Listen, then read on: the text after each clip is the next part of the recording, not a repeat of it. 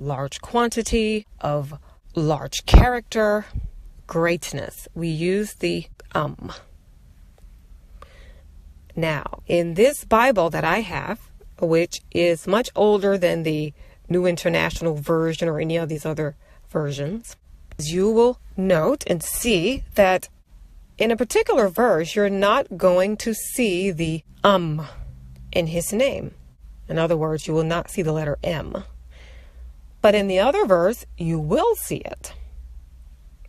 And that's because the way they've translated these writings to make you think it says one thing, you will see in this much older Bible, the verses actually say something very different. And yes, you will see his name, Mor Rabba, as well. A name which means a great teacher of light, the truth. So, let's read.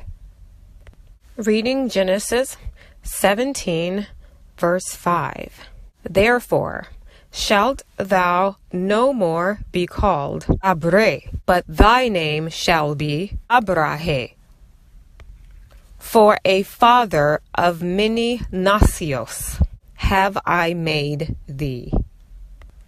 Now, as you now notice, the M is not there.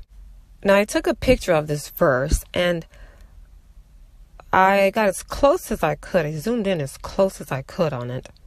And I've also circled this little section that I'm going to read, and you will get a chance to see what is actually stated here. This is what he really said to him. Harabai bel Hashem. Harabai bel Hashem.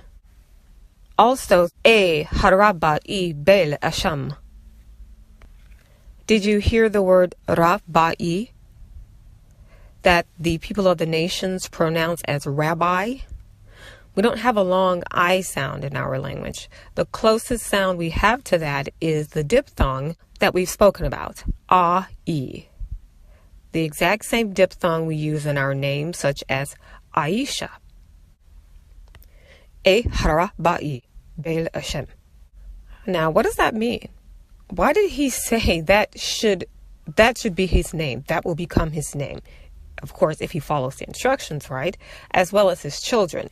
If you and they follow these instructions, this will be your name till time's indefinite. This is what he literally said to him.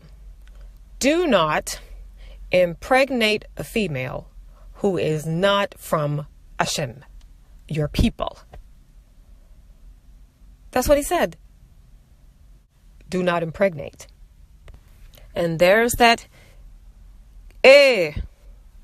which is still so common amongst our people today. Now, some of you may go to the language dictionary and look up the word hara. And you might say, well, this right here says that hara means a mountain or a mound. Right. And what does the female's pregnant stomach look like? A mound. Hara.